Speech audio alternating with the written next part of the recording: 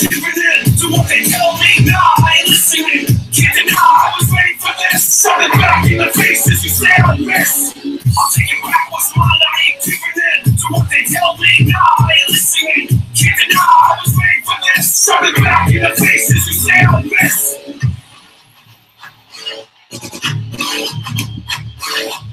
You know, I'm feeling like a beast in the cage. Somebody let me out, I'm about to taste on the rage. Piecing the planes together while I sleep on the blade. That I keep on it 24/7, I sleep in the grave. And you can bet that, cause if you're thinking for a minute that you're catching me slipping, you can forget that. It's my reality as I came from the throne. That's the ground from your told me, now the team's coming home.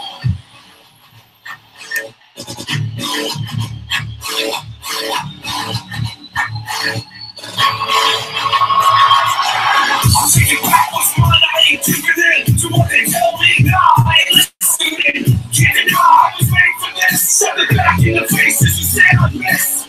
I'll take it back what's mine, I ain't deeper into what they tell me. Nah, I ain't listening. Can't deny I was waiting for this. Shove it back in the face as you stare and miss.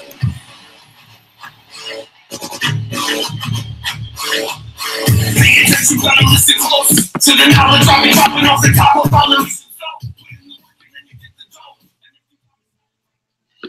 What's up, wrestling fans? Jimmy Milstead, the mailman, your pro wrestling resident nerd here.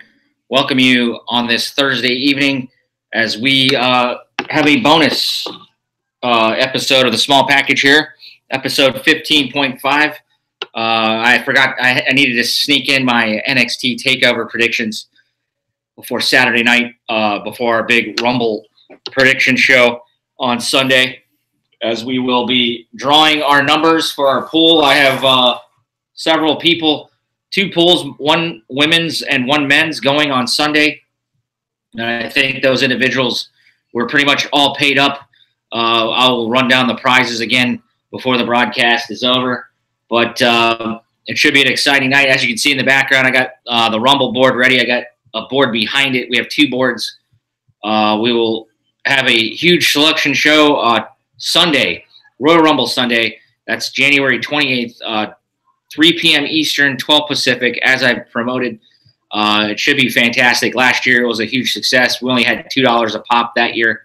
My returning champion is out of Pittsburgh, Pennsylvania, April Serafini of the Nick and Brian crew. I'm also hoping to get them on Sunday. I hope I can figure out how we can get guests on here in picture-in-picture. For tonight, I got Rat Boy Ryan Alexander. He'll be coming back on the phone. Reason I can't get him on here is because he doesn't have a computer to join me right now. I'll let him tell you any stories on why he doesn't have his computer anymore. But tonight's show, I don't want to be too long. We're basically going to cover what me and Ryan think is going to go down there in Philadelphia at the Wells Fargo Center. This is the 19th takeover under the banner of NXT TakeOver this weekend, and it's usually a really good show. I'm really looking forward to what they've been doing here, and Royal Rumble weekend will be kicked off pretty good, I think, with the card they've presented to us. But without further ado, let's get to the opening bell. We've had some big news today, and my God, welcome back, XFL, hashtag XFL 2020. What are you, many of your wrestling fan probably doesn't, there might be a lot of wrestling fans that don't really care about football. I'm a big football fan. I'm kind of got mixed reactions, nostalgia. I did watch some of the XFL, the inaugural season. I can't say I was enamored with it.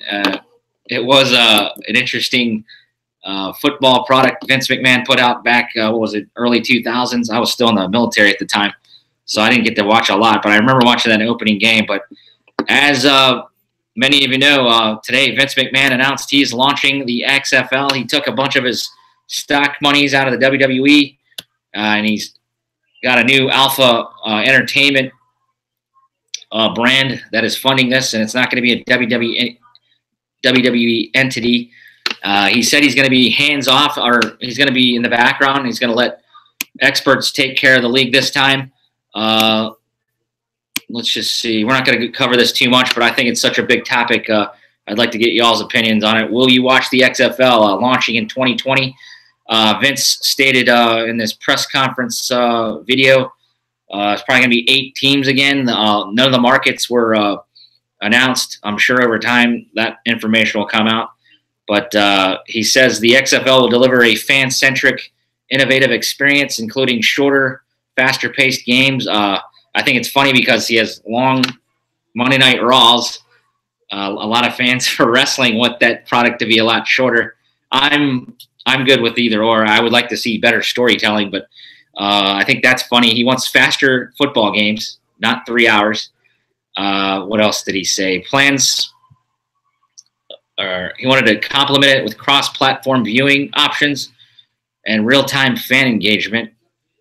Plans for the XFL launch will include the 8 teams, like I stated, 40-man active rosters, 10-week regular season schedules, with a postseason consisting of 2 semifinal playoff games and a championship game. The new XFL is an exciting opportunity, says McMahon, to reimagine America's favorite sport.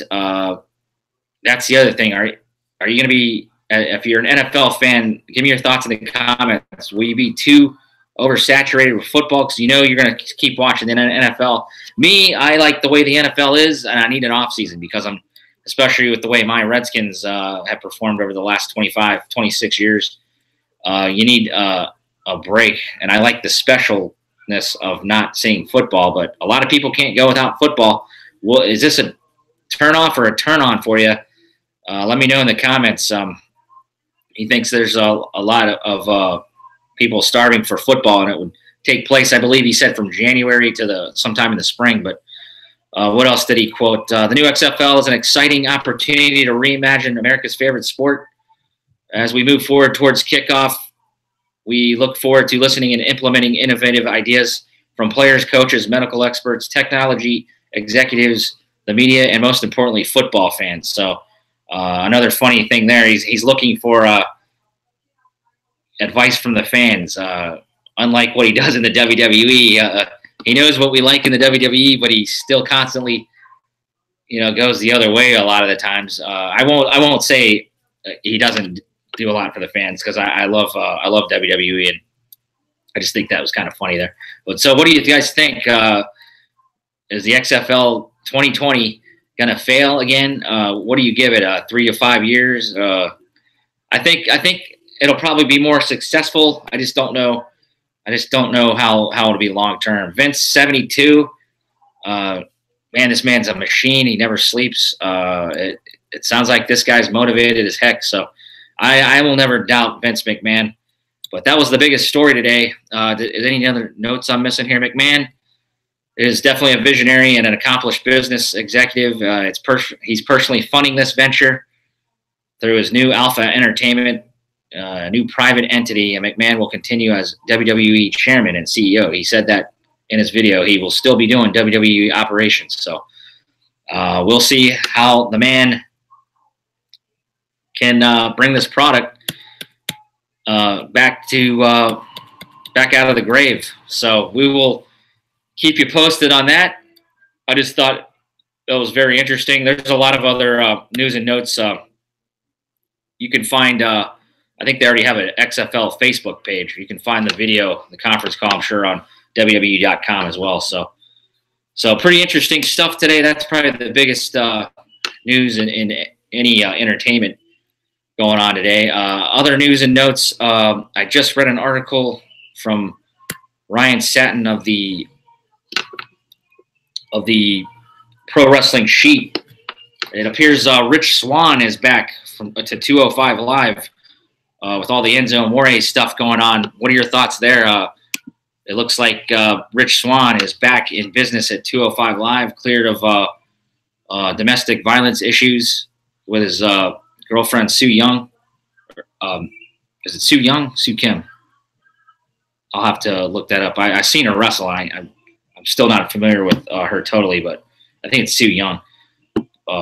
Back a couple of months ago, they had a altercation, but it looks like he will be cleared of that issue and back in WWE. No other details. I'll have to read some more into that. So that's pretty good. Royal Rumble announced for a year from now will be in Phoenix, Arizona. That sounds really awesome to me. At Chase Field, that is the Arizona Diamondbacks baseball stadium. That's an interesting venue for a Royal Rumble. The Alamo Dome was a bigger little arena, not as big, I don't think, as Chase Field. I'll have to see the stats on that. It actually sounds more interesting to me personally as a West Coast resident to maybe go to the Rumble next year instead of a East Coast WrestleMania. I believe the East Coast WrestleMania will be announced real soon, probably next week. And a lot of rumors it's either at MetLife or maybe Citi Field, somewhere in New York, or I think it's going to be in Philadelphia. It's going to be marked the 25th years since WrestleMania 15, which was held in Philadelphia. I believe it's going to be at Lincoln Financial, but we will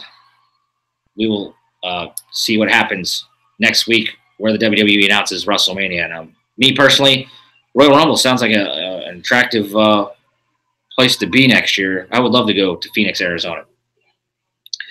Another quick news and notes. I heard I saw a TMZ report. Ronda Rousey is in Bogota and filming something. So I'm not so fast. That it doesn't sound like there's been pen to paper for Mrs. Rousey for a Rumble appearance. A lot of people speculating she could be a potential Royal Rumble entrant here in the first ever inaugural Royal Rumble. I mean, she even posted something on Instagram. She's actually in Colombia already, filming some show. I'm not familiar with it. I haven't followed her too much. I'm just holding out. I will wait to see how they do. I have no doubt she's eventually going to have some sort of WrestleMania moment again, like she did at WrestleMania 31. Will she be an active participant and a wrestler? We're going to find out definitely this Sunday, and I'm leaning towards the fact that she is not going to be there. So, but never say never, and she could be on a plane Saturday night, and we might find her in the Rumble. But right now, I'm not holding any high hopes to see her in there. I don't think she should have been in it to begin with. Personally, I would like to see her down the road while WrestleMania is getting closer. I would like to see somebody else get the rub in this match, and hopefully it's not Stephanie McMahon. She is announced to be announcing Sunday at the announce table while the Women's Rumble is going on, and I could totally see her sitting there at the table, and then entrant number 30 comes out, and she stands up and gets in the ring to join the fray. What say you, wrestling fans? How do you feel going into this weekend? Are you really excited about the Rumble? We're going to talk more about the Rumble on Sunday, but start to get your who you think the final four participants are going to be this Sunday in each, the men's and the women's. Who do you think's 1 and 2? Who do you think's coming out 1 and 2 in each? And who do you think the Iron Men are going to be? Those are some of the contest prizes I'm running in my Rumble pool. I'll go over that a little bit later again for people that are in it. I only have one more person to pay up in the pool, and I really appreciate everybody that's gotten their entry fees in this year. $5 a pop in both the men's and women's. We've got a couple that are just in one and in the other. It's going to be fantastic, guys. I'm really stoked to run this for you. And like I said, Sunday we will have a special guest drawer, Rumble helper, to help me pick the numbers here out of the bingo drum. We will also be having a big satchel. I've got a ton of letters that have been delivered here with active participants. Your name will be picked out of the satchel. We'll mix them up. This is the women's envelopes right now. As you can see, the women's have arrived. We will jumble these up and pick them out of the satchel, and then we will pick. I'll have my guest picker draw the balls, or I'll be doing the balls, and my guest picker will be writing the names down. Or actually, your names are in here, and then we'll suction cup them up there as they all got Velcro attached to them. It's going to be an organized process this year. Put a lot of time and effort. You gotta go all out. You know what I'm saying? So the winners in each get $150. If you win both, you're going to get the $300. I've got Pro Wrestling Tees gift cards for the runner-up. Whoever is the last woman or men in the ring that doesn't win it. And you will get your entry fee back if you are the iron person, the person with the longest time in the ring. So that gives people that draw 1 and 2, because you're probably not looking at number 1 entrant. Well, you never say never there either. Who knows how they're going to do it this year? We'll go by the numbers Sunday. We will do that. We'll have more for that on Sunday. But tonight's all about NXT. Any other opening bell thoughts real quick? Just back to Raw 25. Me and Ryan were kind of down on the show a little bit. I actually went back and watched most of it a second time because I wanted to make sure. Most of my opinions stay as is. I really thought it was a lot better going back time when I rewatched it. I really enjoyed the nostalgia stuff. I mean, I always liked the Stone Cold segment. The DX moments were actually better than I first saw it. And, I'll give The Undertaker credit. I just still don't understand what his promo was all about. But and I actually enjoyed the Bray Wyatt Matt Hardy match again. So I'm not as down on Raw 25 as I was on Monday night, but still a lot of things probably could have been done a lot better. I would have liked to see more shots from the Manhattan Center. But I also heard they had, due to the Enzo Amore problems that have arisen, they had to cut and rewrite. That's pretty much all the time for Raw sometimes, but there's like a Jimmy Fallon segment, I think, that probably would have been to help that show out a little bit better. He couldn't get the TV on time or something. He was in the crowd that night. So I still enjoyed Raw 25, but it could have been a lot better.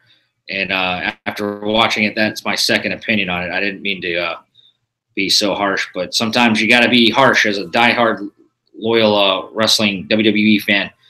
Sometimes it's not all roses. I know things go wrong. I couldn't imagine putting on shows like this. But Raw 25 is over, and it's now time to see what they can do during this Rumble season. Speaking of that, we are starting here on the small package at 0-0. Me and Ryan will start or clean our slates. Last year, I started this show around SummerSlam when I went 38-25. I did not keep track of Ryan's record. The Rat Boy, I did you wrong that year. This year, I will keep totals of my my partner here. We're going to call Ryan here in a minute. It's 2 a.m. It's shortly after 2, 2:15 right now a.m. But he says he's up, and he doesn't sleep much. I think he works nights anyways.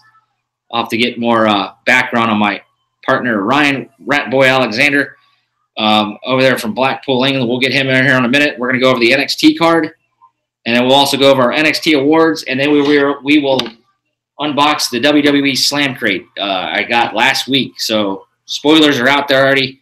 I'm not spoiling it. I haven't seen any spoilers. If you already gotten this and don't want to see it, I'll let you know. You can turn the show off. Without further ado, I think that's all the news and notes. We will, let's call the Rat Boy, Ryan Alexander. Hopefully he's not sleeping. Like I said, one day we'll get him a computer and we can try to make a better production here. Hey, the Rat Boy, Ryan Alexander. Let's put him on cam here. I think the lighting. Hold on.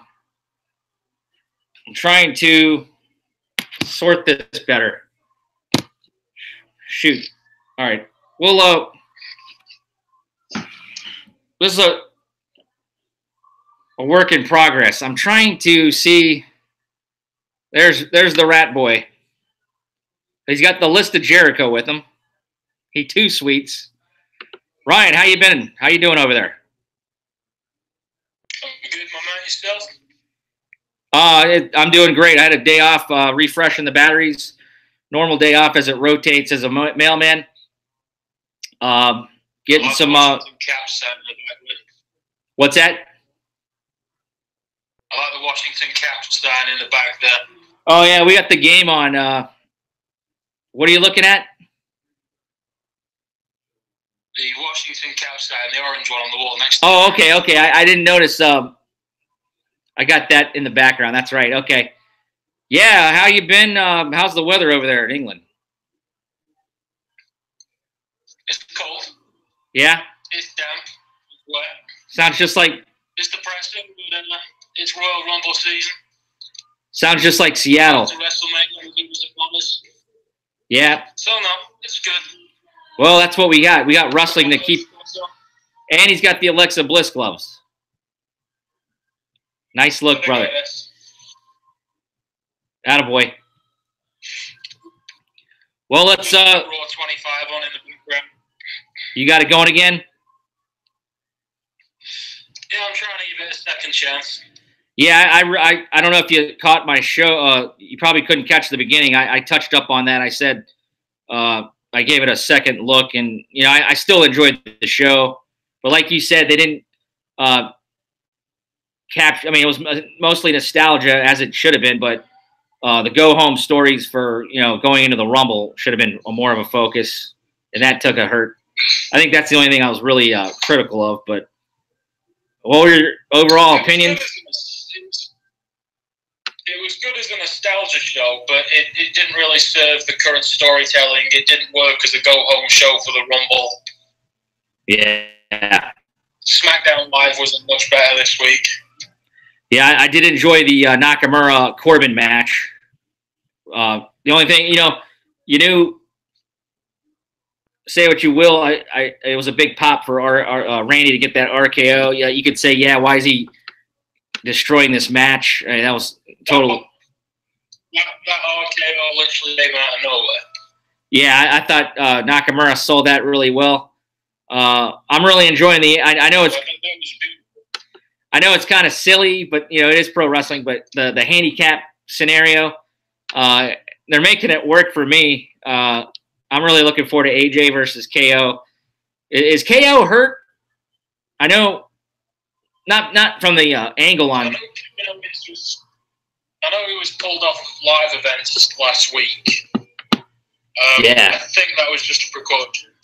Yeah, it was just a precaution. That makes sense. That's probably why that first match didn't last long, and so. I mean, I certainly can't see any other outcome other than AJ Styles retaining. Yeah. Especially after Sami Zayn getting the win again. So yeah, I thought Sami Zayn. Yeah, I thought Sami Zayn put a hell of a performance on. AJ, of course, he's one of the best in the world, and I kind of enjoyed SmackDown. Say again? He's certainly the best in the WWE. Yeah. So on a scale of, if he wasn't working for WWE, he'd probably be the best in the world. Yeah, for sure. If he was working across the world, if he was working the indie circuit, he'd be the best in the world. All right, on a scale of 1 to 10, how excited are you for Royal Rumble? Again, Raw 25 did nothing to encourage me, other than it being a good nostalgia show. I mean, I'm excited for the Royal Rumble because I keep going back on the network and revisiting years past. Yeah. If you look at probably two of the best Rumbles, you're probably looking at 1992 when Flair won and Stone Cold's third victory in 2001. Yeah, both very good. I'm going to be... excited because it's the funnest pay-per-view to watch of the year as well. Yeah, it's my personal favorite for sure. It's exciting to sit down and watch. It's engaging. It keeps you on your toes. Every 90 seconds you count down, especially this year with 2 Royal Rumble matches. I'm not very happy with the fact that Stephanie McMahon's going to be commentating on the women's. I've still got this freaky suspicion that she's going to enter at number 30 and win the whole fucking thing. Yeah, right. Well, we'll talk more about the Rumble.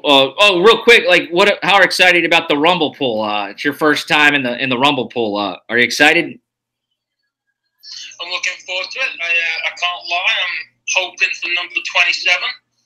Indeed, that is. No, I'll take anything between 1 and 30. I have my Rumble stats.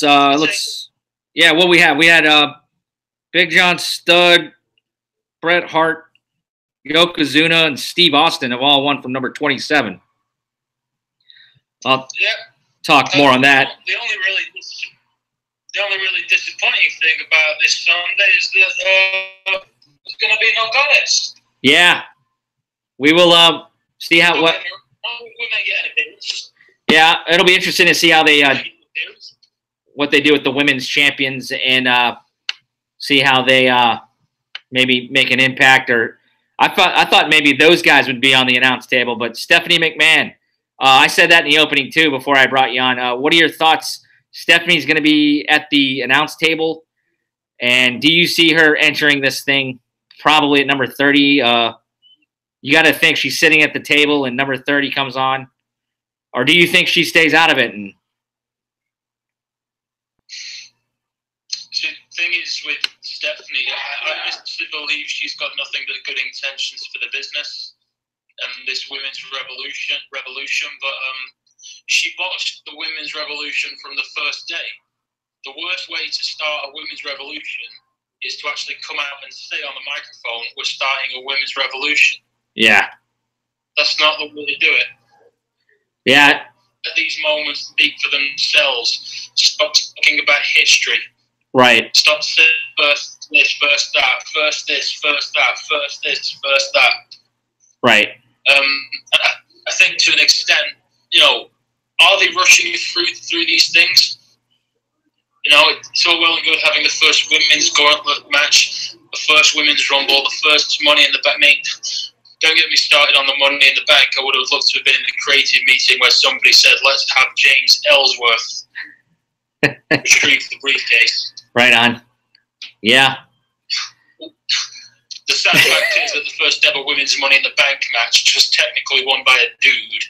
Yeah, I was vacationing back east to visit my parents, and I did see that eventually. I didn't watch that live. I heard about it. I was just kind of shaking my head. But and with respect to James Ellsworth, who I love dearly, I think he's a great guy. He got to live his dream. Yeah, he got a dream year. He even got a few book pages dedicated to him in Chris Jericho's latest book, which is one of the coolest things I've Oh, is that right? Did you read that thing? Yeah. It was a great book. Oh, I'll have to read that. I just got JR's book. I also got Justin Roberts. I got to get on it. But I'm not much of a I only read about things I care about. Oh, yeah. I'm not big for reading newspapers and all that jazz. Right. Yeah, I read a couple of books last year. Bob Holly's book's pretty good. I only read things that I feel as if I can get lost in them. Right on. Yeah, same here. That's why we're similar, buddy. So let's see.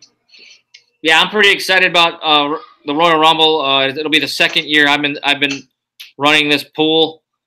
It'll be a fun time on Sunday, and I hope you can join me. I probably won't be able to get you on live like we're doing right now. What are you drinking there? You got any interesting England snacks you'd like to? Oh, you got the American Coke over there. No, nothing tonight. I'm all out of crumpets. Yeah. I'm all out of crumpets and custard creams. Got to get some of those over here. But before we, real quick, before we dive into these NXT predictions, what's the latest and greatest over there as far as England culture? I know you got what I forgot her name. That one gal got engaged, right? One of those princesses. If you hear any singing in the background, I'm sorry. If you hear any singing in the background, my daughter's going nuts. They're watching a program that's shot over there, the X Factor or something. Or I don't. They got that on. So if you hear singing in the background, it's my kid. Yeah. Change the channel. So I'm sorry. Change the channel, man. I interrupted you. What's the deal over there in England culture? You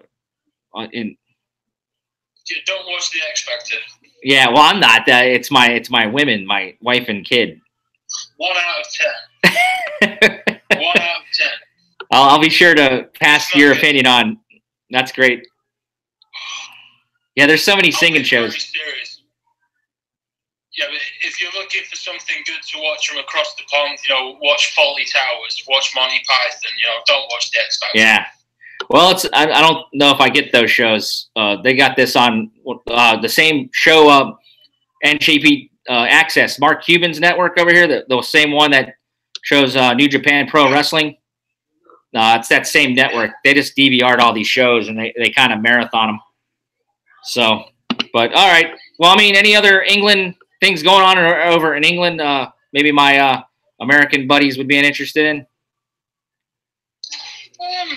Nothing big in the news. It's obviously we had a royal engagement, which I think the marriage is until the end of May. I'm trying to remember the name of the American girl. I forget the name. Oh yeah, Princess.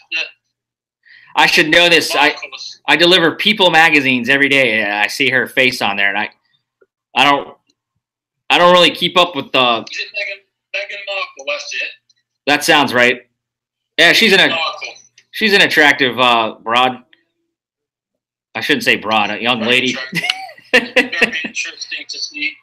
Yeah. It's going to be very interesting to see how her perception changes, because once you're a part of British royalty, you won't see her act the same as she has been for most of her life, to be honest. Yeah. Well, that's a different kettle of fish when you're living inside Buckingham Palace. It's a different kettle of fish, believe me. Yeah. Well, I'll put you down for a second. Let's take a look. Let's dive into our NXT awards thoughts here. I'll put you back on camera in a second. What do we got? We got the NXT year-end awards. Triple H does to be able to vote. You use Twitter. I don't know when does this end. I know they're going to announce it on NXT TakeOver, probably the pre-show. I guess you can vote up to the show. I imagine they'll do similar to what they did last year. They'll announce it on the pre-show. I think it was San Antonio last year. Right. Yeah. Well, it's San Antonio last year. It was the first Bobby Roode Shinsuke Nakamura match. Yeah, I really think that's cool. A cool thing Triple H does there. So basically, you can go on Twitter, and they got a bunch of categories. We're going to go over our categories. My first one I got up. What was your favorite NXT takeover of the year? We got NXT San Antonio. I went to NXT Orlando, which was a good show. You had NXT TakeOver Brooklyn, NXT Chicago. We had the War Games. That was the last one at NXT Houston. I'll let you go. Which one did you pick? I was torn between this. First, I myself was at NXT Orlando. I literally sat right at the back. We got our tickets last minute. And as fond as I am of that one, the vote has to go to TakeOver Chicago. Totally agree. That's the one I picked. Hashtag Chicago. We had Tyler Bate. Biggest reason. Pete Dunne. Biggest reason has to go to what would be my match of the year, is Tyler Bate versus Pete Dunne. Right on. Yeah, I had that match. My co-match of the year. What I have it at number 2 for the Millies.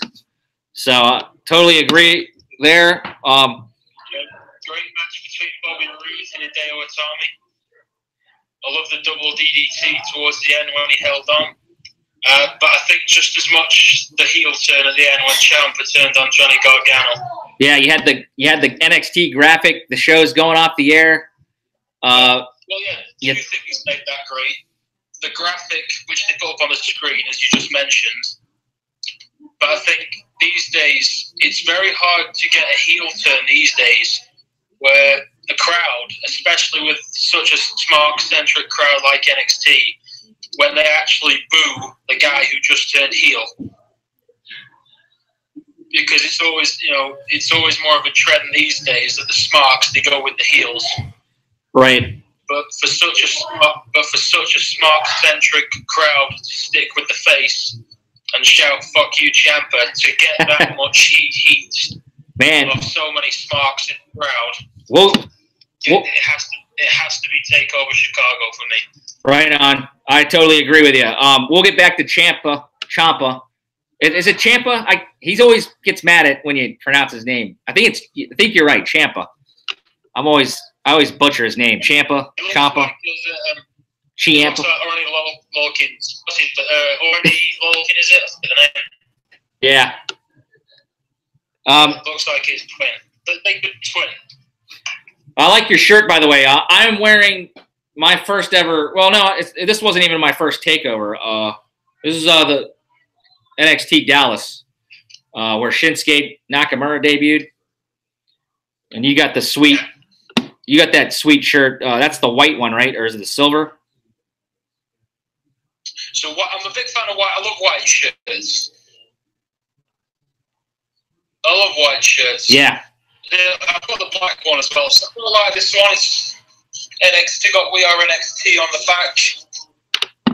Yeah, if I didn't spend most money on wrestling shirts, I'd be up at least £100 every month. Oh yeah. Yeah, I did. Have you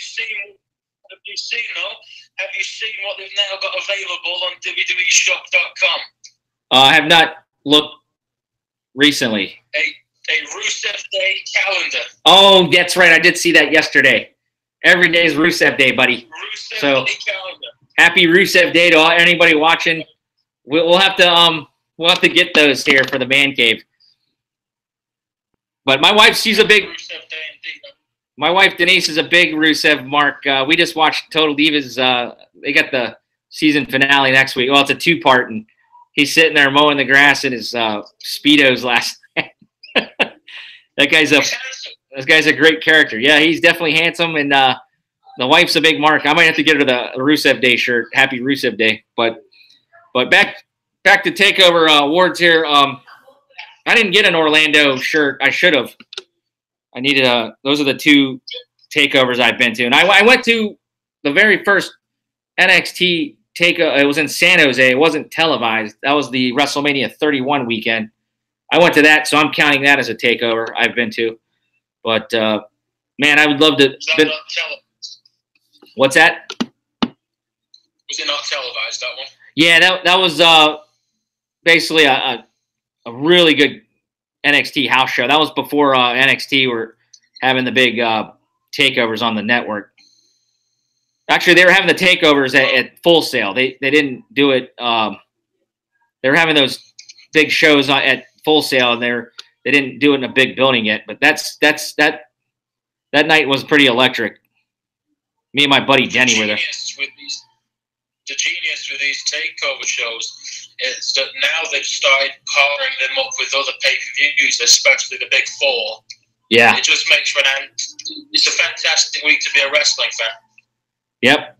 This is a fantastic weekend here. Takeovers are an undisputed classic of the calendar. Since they started doing takeovers back-to-back against pay-per-views, there hasn't been one pay-per-view that's been better than a takeover the day before. Roger. Not one. Yeah, as far as the other takeovers this year, I really enjoyed Brooklyn. We're going to see that match again. Johnny Gargano and Cien Almas opened that card up. That was a tremendous match. But yeah, some real. With the takeovers, it's not. None of them were bad. It's just that some were that better. Takeovers range from good to great at the end of the day. Yeah, we had some really good takeovers this year, so really tough to choose from. But I like you took Chicago. Let's go on to our next award. I've got the NXT female competitor. Hashtag NXT award female. The nominees they had were Asuka, Ember Moon, Nikki Cross, Ruby Riott, and the iconic duo Billie Kay and Peyton Royce, who for sure I know we're going to probably see at this year's Rumble for the women. Who was your selection? My selection. Sorry, one sec. There it is. He's got Asuka. Nobody's ready for Asuka. Hey, There's only one choice. Yeah, you're right. If she doesn't win, I mean, how can she? She never hasn't lost yet, even on WWE. She even won at the Mixed Match Challenge this last Tuesday. I actually thought that was an enjoyable match. Did you watch that? I've not seen it yet. I saw the first one between Finn, Sasha versus Natalya and Shinsuke. Yeah. Well, sorry if I spoiled it there. Now, the thing is with Asuka, I mean, she hasn't had a great run on the main roster yet. She's not had a bad run. She's still undefeated. But, she shouldn't have been taken as long as she did with Emma at TLC. Yeah, that was weird. That shouldn't have been a 50-minute match. For somebody like Emma, whose gimmick was that she couldn't seem to get a chance or a break or a match on pay-per-view, for her to take Asuka all the way. Someone who'd ran through the NXT roster for 2 years, that was very confusing. I'm about as big as an Alexa Bliss mark as you can get, but I was very surprised that they gave Alexa such a good showing against Asuka a few weeks ago on Raw. Yeah, it seems like a long time ago. When's the last? Happy about it in the grand scheme of things. Yeah. Sorry, go on. Oh, I was just gonna say, it just seems like a long time since they've had Alexa really do anything. Even on. She hasn't wrestled on Raw since then. From what I'm aware, she's not been carrying an injury. Yeah, who knows? They don't seem to wrestle a lot on Raw these days. Yeah, just behind the stage interview segments, but it's no doubt she's very highly regarded by the corridors of power. But they don't seem to have a wrestle on Raw. Yeah. So. But I still think she'll walk into WrestleMania as champion. I'll be very surprised if she walks out of WrestleMania as champion. But I think it'll be the same as last year. She'll walk in as champion, but she won't walk out as champion. Totally agree there. So Asuka, yeah, she had a dominant NXT run. I got to see her. Well, you got to see her too in Orlando with Ember Moon. I dug that match. Hell, I saw her right here at NXT Dallas when she won the title against Bayley. I think those are the 2 times I've seen her. Trying to think. Well, that's proof. Yeah, Ryan with the Alexa Bliss shot. That's proof. Access sessions, I believe, go on sale next week. At least they have them listed. I think Bliss is on a Saturday, if I'm not mistaken. So. She's exactly what she was last year. She's Saturday from 1 to 3. All right. Yeah, I haven't decided yet. I know you said you're going Thursday and Saturday. Thursday and Saturday. Yeah, I'll let you know my plans here soon. Quick question. With the VIP sessions, when you buy a VIP ticket, does that get you access to all of the VIP people or just individual? Oh, no, it's just the one. It's the one person you bought the VIP for. Right, so but you get to go. I'd have to buy an individual one to see Alexa Bliss, yeah? Yeah. Yeah. Okay. But like that includes your entrance, and you get. I don't really care about seeing. Yeah, you get to go in before all the other normal people, the general admission. So it's just normal people. Yeah, that's what I meant. So all right, back to the NXT awards. We'll go. We got Asuka hands down. We'll go to the NXT male competitor of the year. We had hashtag NXT award male. Did you have Bobby Roode, Drew McIntyre, or I'm sorry, glorious Bobby Roode, Drew McIntyre, Aleister Black, Andrade Cien Almas, or Roderick Strong? All pretty good competitors this year. That's what NXT has for the hashtag NXT award male. Who'd you think deserved that award this year?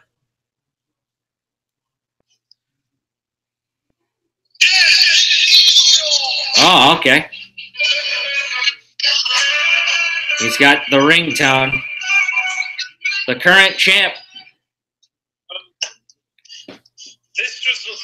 this was a lot tougher than the women's. This is the first one we differed on. This was a lot tougher than the women's. I picked it for a few reasons. Firstly, he had good to great matches at every takeover this year. He fought Roderick Strong in San Antonio, Aleister Black, Orlando, Brooklyn, he fought Johnny Gargano. Obviously, Houston just gone, he fought and beat Drew McIntyre for the championship in a result that shocked me to the core. And I just think it's a good example of somebody who's just gradually got better and better over the year. He's changed his gimmick, he's bettered his attitude. I mean, yeah, that match with Johnny Gargano, especially at Brooklyn. This is why You'll do well to see a better opening match to any pay-per-view in 2017 than that. This is why I value having you on here. Great takes there, Ryan. It's the first. Selena Vega as well. Yeah. Selena Vega is a great counterpart for Andrade Cien. Yeah, she has made his character a lot better, and I think they're main roster ready. Like you said, the guy's improved. The main roster ready. I'll get onto it more later in detail. I can't see him losing the championship this Saturday. Yeah, I'll speak more about that later. Yeah, we'll get back to that. I think he'll be NXT championship to New Orleans. Right on. I went the Aleister Black route. I mean, the guy, I guess he technically has a loss from that Fatal 4-Way, right? Was it a Fatal 4-Way? It was with Lars. That's how Johnny Gargano became the #1 contender. He didn't eat the pin, though. He didn't eat the pin, did he? I think he did. But it was because of outside interference from the Undisputed Era, Adam Cole, baby. But I've just liked the guy's presence. He's a dominant. I've enjoyed him in person. He beat your boy Andrade Cien Almas at our TakeOver Orlando when he debuted. He took on. He debuted against. He was at the UK Championship. Oh, that's right. Just down the road from what. Yeah, that's when we first saw him. He fought Neville. Yeah, he still was under Neville. Tommy End's name. I think he's a tremendous talent. I don't know if you heard the Salamonster show this past Sunday. Plug for Jason Salamonster. Salamonster sounds off. Forgive me, I don't remember what episode it was. He's already got 500 some episodes. He's a great listen to. I can't tell wrestling fans enough to go over and download his podcast. But he pitched a hell of a pitch. I thought he'd have Aleister Black entering the Rumble and shooting up and winning it. That would be a tremendous thing to happen this Sunday, or unexpected. I'll hold my cards close to my vest on my Rumble prediction, but I just wanted to point that out. If you haven't heard Salamonster, I don't know all the exact details he had it, but I really enjoyed his pitch for Aleister Black. I mean, the guy is definitely kind of a mix between The Undertaker and like a CM Punk, I would think. I mean, the guy's got a hell of a arsenal of moves. I really enjoyed everything. I've enjoyed all the matches he's been in. What else did he? He wrestled Hideo Itami, I think, at Chicago. What was his match? His entrances are awesome. Brooklyn. He came out to that. What was that band's name? Code Orange or something. Code Orange? Yeah, it was just an awesome. His entrance is Nakamura level. Probably even better. Who knows? Not to mention the match against the Velveteen Dream. Yeah, that to me was probably one of the NXT matches of the year. We'll get to that in a second, but just that might have been my feud of the year as far as NXT. I think that's one of the things. We'll get to that in a minute, but Aleister Black got my vote, and I don't think you can go wrong with your choice, Cien Almas, the current WWE NXT champion. So I think it'll be interesting to see who wins, Ryan. Maybe we can bet a beer on it. Can bet more than a beer. All right, let's go to the next one. Sorry, I'm kind of going slow here. I need to pick up the pace as far as finding my page here. The next award, we have the overall NXT Competitor of the Year. Hashtag NXT Award Overall. That's your choice. Your choices, are Bobby Roode, Drew McIntyre, Aleister Black, Andrade Cien Almas, Roderick Strong, Asuka, Ember Moon, Nikki Cross of Sanity, Ruby Riott, and then once again the iconic duo, who I feel like we haven't seen in a while. They're definitely in the Rumble. Billie Kay and Peyton Royce. Who is your overall NXT award winner for 2017? Rat Boy. And he's going again. Without going into too much detail, for virtually the same reasons I just said, I may have gotten Asuka, but for the pure fact that Asuka didn't compete after TakeOver Brooklyn. That's a good point. Well, I'll just tell you, I went with Asuka. Yeah. Both I can see winning it. But I totally agree. Andrade's been there more of the calendar year. I just included the fact that she had 500 plus days. I know it goes some of it into 2016, but as long as she's on the ballot and she's undefeated still, I'm going Asuka. The difference between her undefeated record and Goldberg's is that hers was real. Right. With Goldberg, you tune into Nitro 1 week and it was 37-0. Yeah. Then the next week it'd be 42-0. That's a good point. I was following wrestling back then, but I never paid attention. I actually honestly thought maybe he was I never paid attention to how many matches he had, but because I didn't know if they still had a house. They weren't including house shows. Yeah. I'm not the biggest Goldberg fan. Yeah. I take it you're not going to the Hall of Fame. Don't get me wrong, barely any hair and a bit of a goatee, and I'm still not a Goldberg fan. Yeah. It's hard to see a little bit. Probably still going to go to the Hall of Fame. I don't dislike him. I did earn a lot more respect for him for when he came back, and especially after watching the 24 special on the network.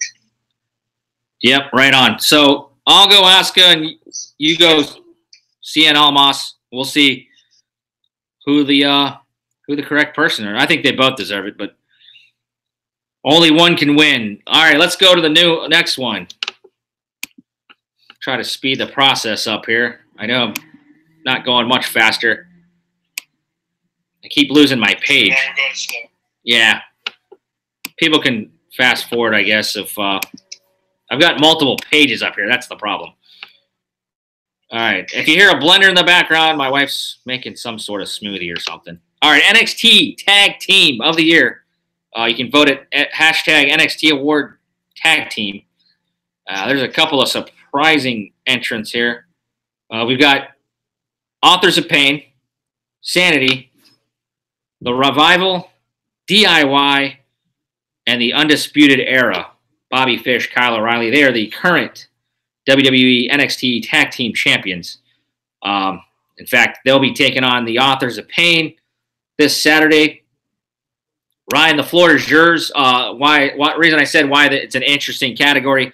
You got a tag team that broke up, and then you got DIY, and then you got the Revival, who probably their send off was Orlando. Yeah, they got called up Monday Night Raw, and then they got hurt, or Dawson got hurt. They had that little New Day segment with the ice cream cart on Monday Night Raw. That's the last we saw them. But Revival was down there barely, so I'm eliminating them.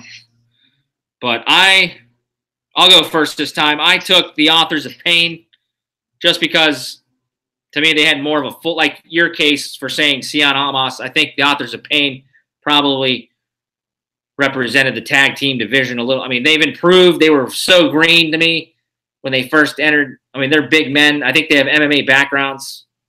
Akam, Razor. I really enjoyed their matches. You know, they are kind of dangerous. They've hurt a couple of people, a couple of those jobbers on a couple of those episodes. I don't know if you saw that one time where they slammed them on top of each other. But they held, yeah. So that looks like they're getting better at being safe with the other talent. But to me, they had a decent 2017, and I'm taking them. I love all the tag teams. I thought Sanity was a lot better. And, of course, Bobby Fish, Kyle O'Reilly just coming on. I just don't think they've been there long enough. But, of course, we know their background. So I am going Authors of Pain with the tag team award. What say you?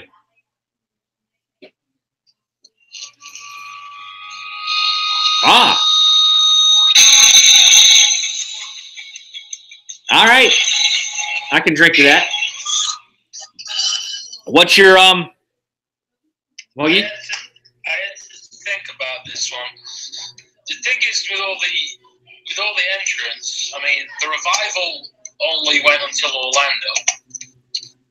I dig Kyle O'Reilly and Bobby Fish, but they only came in at Brooklyn.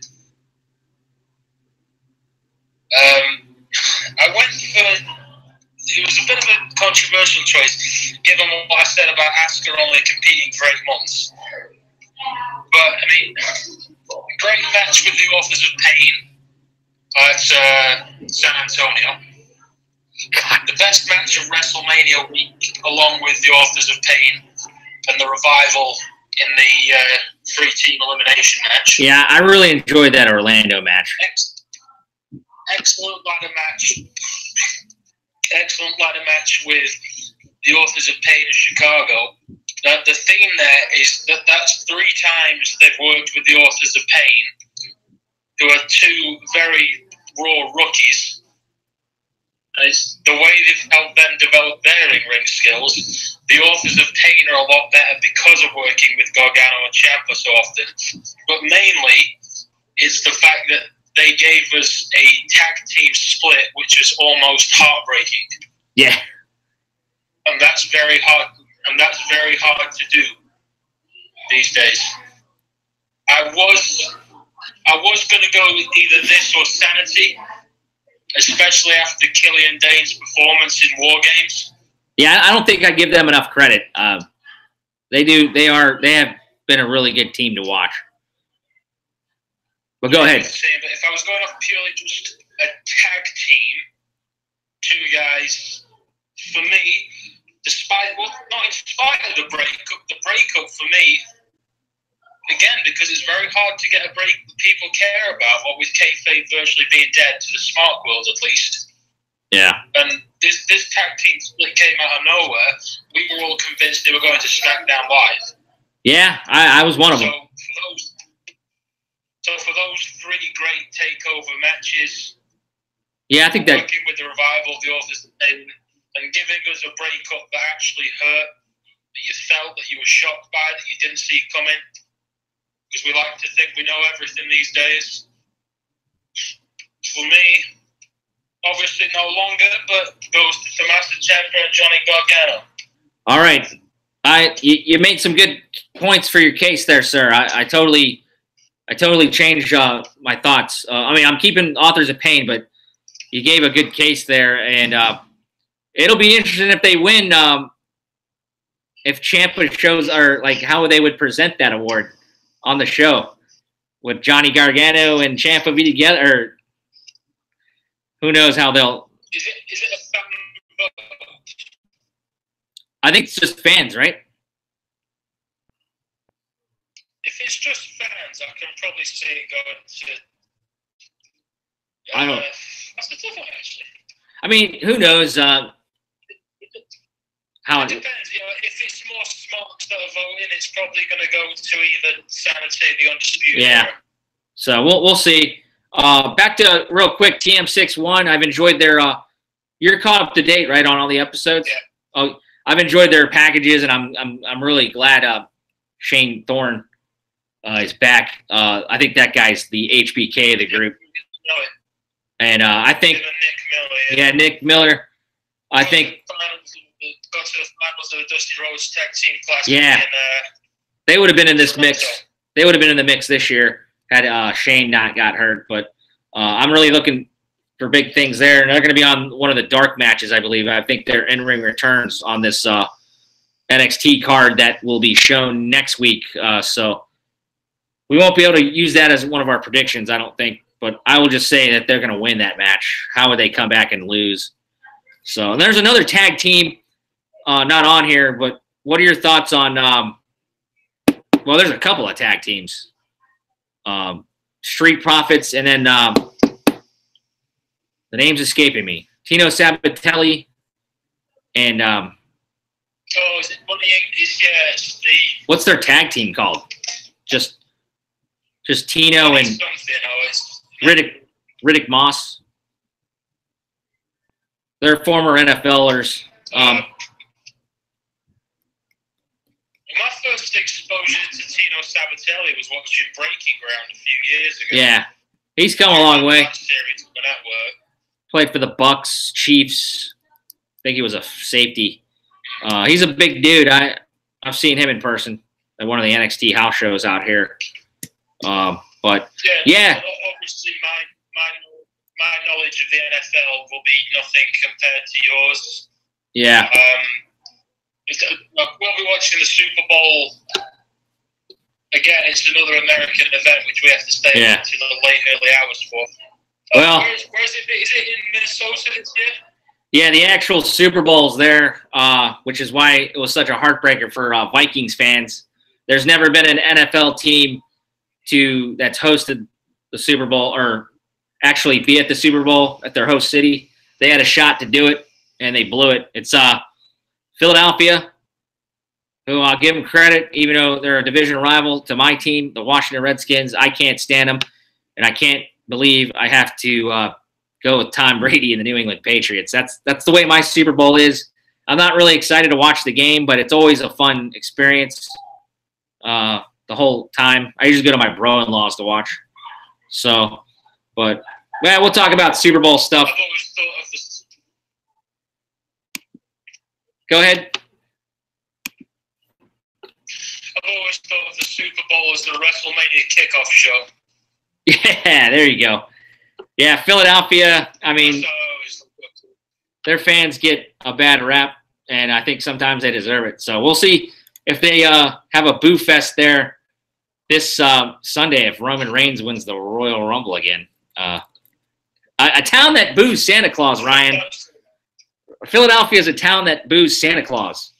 And they also throw batteries at baseball players. They've cheered Michael Irvin before. What other? They've done some heinous things, but I won't say all Philadelphia fans are dirtbags, but there's a lot of them out there. But anyways, when you're forced to root for the Patriots, it's not a very tantalizing Super Bowl for an outsider with no dog in the fight. So, all right, so you went Revival, and I go Authors of Pain. On to our next one, hashtag NXT Award Breakout Star. This one's very interesting. I like, or actually, no, this is not the one. There's another one coming up. I'll get to that in a minute. Breakout stars include Aleister Black, Andre Almas, and Selena Vega. She's included in this one. Undisputed Era, Sonya Deville, Ruby Riott, Velveteen Dream, and Lars Sullivan. I don't even remember who I picked. 1 second. Okay. Yeah, I got mine. Go ahead.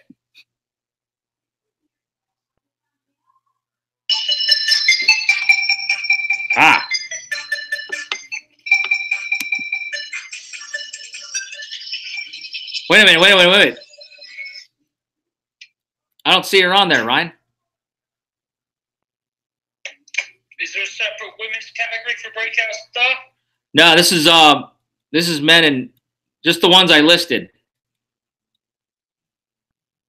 You must have thought it was Sonya Deville. Women's category, or was it men? Oh, hang on, what am I thinking of? I think I gave Peyton another award. Yeah, I don't see her on that one. Give me one next. Once again, it's. What are the other categories after this? We got. This is the breakout star. We got a future star. That's the one that I'm laughing at as far as some of the some of the nominees. Then we just have the match of the year and the best rivalry. So. There we go. One sec. Asuka was your female. I think she was up for the female. Ask me again. All right, this one's for the NXT Award Breakout Star. Aleister Black, Andre Cien Almas with Selena Vega. They're kind of a pair. Undisputed Era. They're all included in one. Sonya Deville, Ruby Riott, Velveteen Dream, and Lars Sullivan.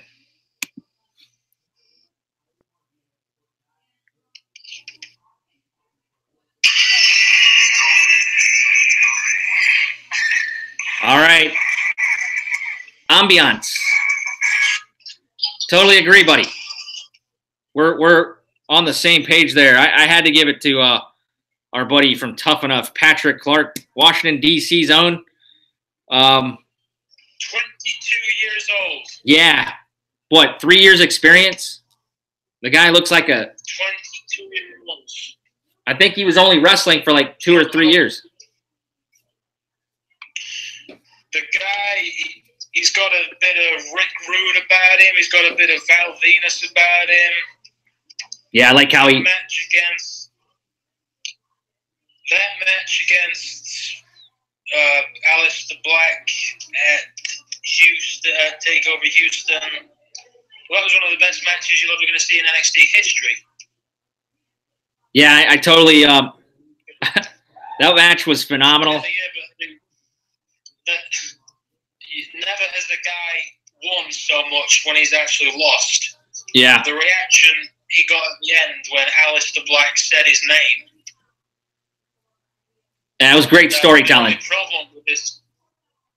only problem with this guy is that you look at a guy like this, the way he's managed in NXT, at the main roster, you struggle to think, I don't think they know how to book this guy. Yeah, well, you throw this guy on the main roster right now, I don't think they'd know what to do with him. I think he's going to be in NXT for a while, I would think, because they're going to need talent down there. Because I see a couple of guys getting called up here. But I think, yeah, the Velveteen Dream, he developed his character a little bit more. I'm digging the way what he's all about, cocky. He's going to be ended up taking on Cassius Ohno this Sunday because of he got himself after that match with Gargano. He's got that cocky Ric Rude quality to him. I even see a little bit of Rick Martel in him. I don't know. That cockiness. He has a hell of an elbow drop. Probably the best I've seen since Randy Savage. I mean, you can say anything you want about the females that do it. Kairi Sane, Bailey. I don't think Bailey's is that good, but I think the guy has a lot of potential, and that's what the category is. Future star. Like you said, he's only 22. Is he 23 by now? I don't even know. 22. But 22. The guy's got a great look, and he's probably exactly what the WWE's looking for as far as attitude. He wants to be there. If you ever watch Tough Enough, that guy probably should have won it for the men. But we will go with Velveteen Dream. Well, let's move on to the next one. We'll be interested to see. There's a couple of deserving ones. I thought Selena's come on a lot. I think she's a breakout star. Pretty much all those candidates deserve something. But all right, this is the one I thought was kind of funny. The NXT Award Future Star. It kind of seems like the same kind of category, but These are basically people that haven't really had a lot of TV time yet. You had the Street Profits, Heavy Machinery, Shayna Baszler, Kairi Sane. She won the Mae Young Classic. Baszler was the opponent in the finals there. Fabian Eichner. I've really enjoyed him. He was in the Cruiserweight Classic. You've got Cesar Bononi. He's from Brazil. He wrestled the other night. And then you got my guy Leo Rush. Saw him out here on Defy a few times. You got Bianca Belair. She was in the Mae Young Classic. And then you got Lacey Evans, Mae Young Classic. Some interesting guys here. Some of you seen more than others as far as NXT programming. Who do you think deserves the future star?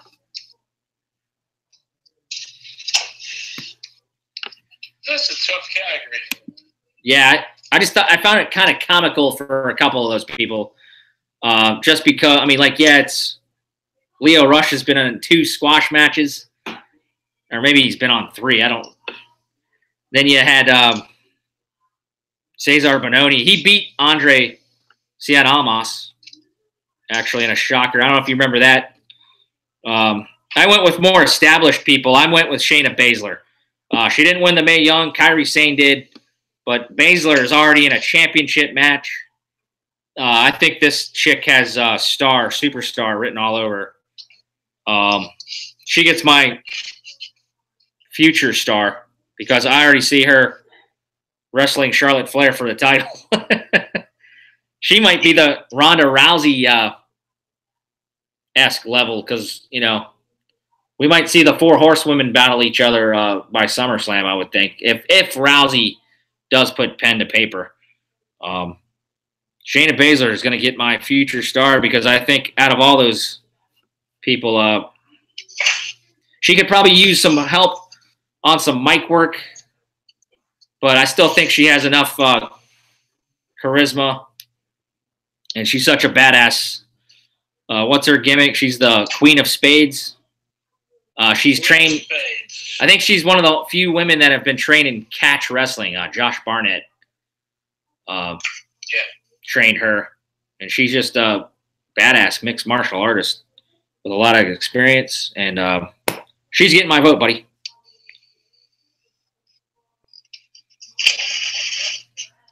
I would concur. All right. Queen of Spades. I think what I enjoy is just similar to Baron Corbin, you know, Smarks. They seem to have a bit of an attitude towards the guys who have made it big but didn't come up through the indie scene. Yeah. But obviously, you know, Shayna's been in MMA. She's been in UFC. That's no picnic. Yeah. You don't compete nearly as often, but it's pretty much street fighting. And I'm enjoying her attitude of, you know, fuck you, I don't care if I didn't come through the indies. I've worked hard, I deserve to be here. Yeah, Queen of Spades. All right, we agree there. All right, let's we got 2 more categories here. We got to speed it up a little bit. We're already at an hour and 15. This is the NXT award match. Match of the year. Hashtag NXT award match. We had Gargano versus Almas. That was at TakeOver Brooklyn 3. We've got Asuka versus Ember Moon. That was at TakeOver. Oh, that was the rematch at TakeOver Brooklyn 3. We had Drew McIntyre versus Almas, where Drew won the title. Or excuse me, Almas won the title. That was at War Games. DIY versus the Revival versus the AOP. That was the triple threat tag team elimination match at our TakeOver in Orlando. That was very good. Then we had Pete Dunne, Tyler Bate. That was at Chicago for the UK Championship match, or Pete Dunne won. War Games match, Sanity, Authors of Pain, Roderick Strong versus the Undisputed Era. First time War Games had been back. You all right there? We had DIY. Yeah, sorry. Oh, that's good.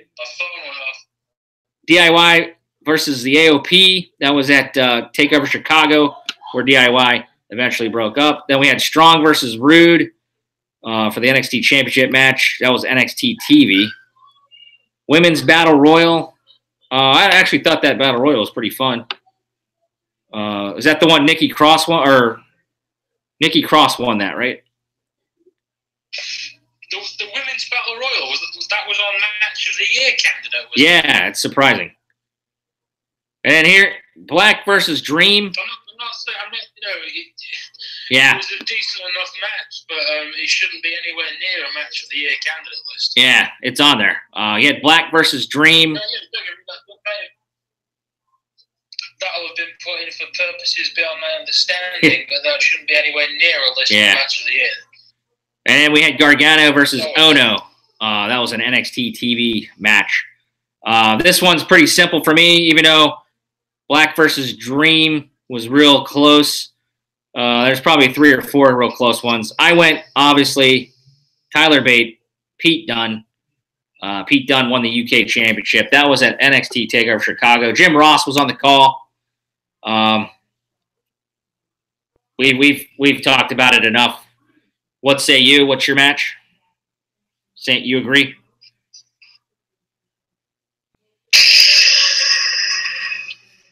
That's Pete Dunne's music. Yes, sir. So kudos. Pressure is a great word. Yep. Pressure is a great word. Forget the fact that the belt is absolutely stunning itself. Yeah, that belt. The belt is gorgeous. Did you meet those guys at Access? I didn't get the chance to, no, but the big thing for me, it was the perfect storm. You had Nigel McGuinness and Jim Ross on commentary. Yeah, Nigel's been great. Nigel's been great. They somehow seem to fit an entire match into 15 minutes. Yeah, it was great story telling there. The part where they were virtually just going back and forth with blows, just fisting each other, excuse the pun, the airplane spin. I mean, if you've ever seen a quicker airplane spin than that, then... Yeah, Tyler Bates definitely one to watch. He's a real strong kid. He's small, but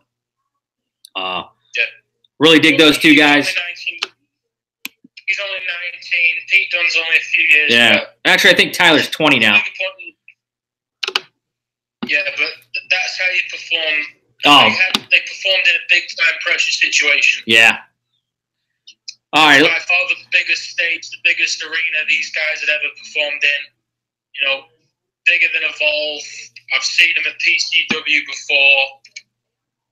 Seen them in ICW Insane Championship Wrestling, which is probably the hottest indie promotion in the UK at the moment. Nice.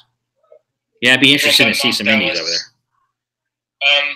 To perform that big and that well under such a pressure situation, without going into too much detail, it has to be Pete Dunne versus Tyler Bate. Right on. All right, let's move on to our last one.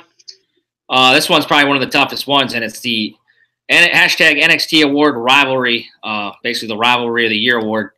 You had Nakamura Rude, which was basically at the beginning of the year. Moon Asuka, Bate Dunne, Sanity Undisputed, Black Dream, Ono Itami, and then DIY AOP. I wanted to go Black versus Dream for me. I thought that was the best storytelling, the best. Those guys captured my attention from the get-go. I knew it was going to be a fantastic match. They're at Houston. I like their build-up. Could have been probably, when you pick this category, it could have been longer.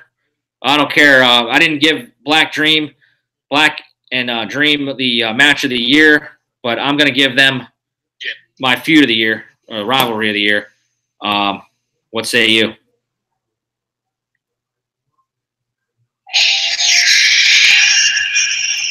And he agrees.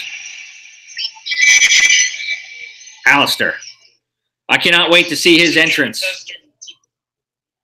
It's a true testament to it doesn't matter how long, the rivalry doesn't have to be that long. It's what impact you put into the story itself. And the contrast of styles worked. They're both rookies in the WWE itself. The reaction that they both got when Aleister Black said Velveteen Dream's name after the match at Houston. Yeah. Well, I mean, they were doing house show loops. I just thought it was flat out awesome. Yeah. I don't care if it was just a one-shot deal. I just thought it was flat out awesome. Yeah, so it's a perfect example of why NXT is the dominant brand in this company. Yeah, so voting, I believe, is still open. They'll probably award all those during the pre-show. Thanks, Ryan, for those picks. 9 awards, and I'll be interested to see out of our differences who was right and who was wrong, mate.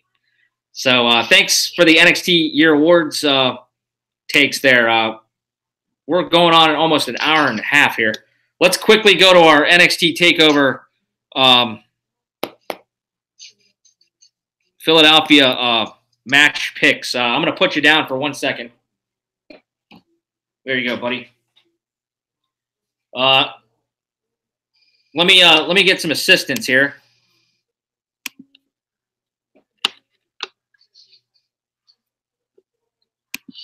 Sit back down and shut your trap. It's time for mail call. All right, thanks, Lee Ermey, the finest Marine I've ever known. Well, I've known a lot of Marines, but Ryan, let's go. There's 5 advertised matches. There's a couple of mysterious happenings that I might need you to tell me what happened as far as what happened to the Lars Sullivan, Roddy Strong matchup. But there's going to be Triple H said on his conference call there's a Lacey Evans versus a Nikki Cross pre-show match. I'll just quickly say that I think they're going to start pushing this Lacey Evans chick. I'll just say she gets a win. We can include this on our records if you want. We're starting fresh, buddy. 0-0 for 2018. I'll take Lacey Evans, and then I'll take TM61, whoever they're wrestling. I'm assuming it's going to be Sabatelli and Moss or somebody like that. Street Profits aren't on the card either. But I will take TM61 in the dark match. So is there a Roddy Strong appearance on this takeover? Have you heard anything? I looked into it. One of the wrestling insider. No information as of yet. We can definitely assume that Lars Sullivan would have won the match. Yeah. Is he hurt? No. Yeah. Maybe. Again, I mean, I've speculated. I've Google searched it. I've got nothing really, nothing significant to report. Don't get me wrong. I definitely prefer to see Kazuya Ono versus Velveteen Dream. Yeah, I'm not complaining there. So maybe. As much as I dig Roderick Strong, and I do. Yeah. Lars Sullivan, to be fair, he can move for a big fella. Yeah, I would have took Lars Sullivan, to tell you the truth, if that match was to appear again. Then I thought I saw a rumbling where Roddy Strong would take on Tyler Bate in a taping. They're going back to the center stage in Atlanta a week from Thursday, February 1st. Next week, they're going to start the new set of tapings. So it'll be interesting to see if maybe Roddy Strong and Lars Sullivan enter the Rumble. So those are the. That's another thing. Roderick Strong's been heavily tipped to enter the Royal Rumble. Yeah. So just for the record, who do you have in the dark matches? If we're gonna include these, Lacey Evans or Nikki Cross.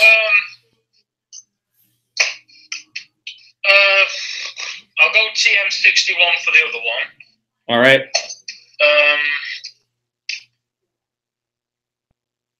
I want to go with Nikki Cross, but I'll go Lacey Evans. All right.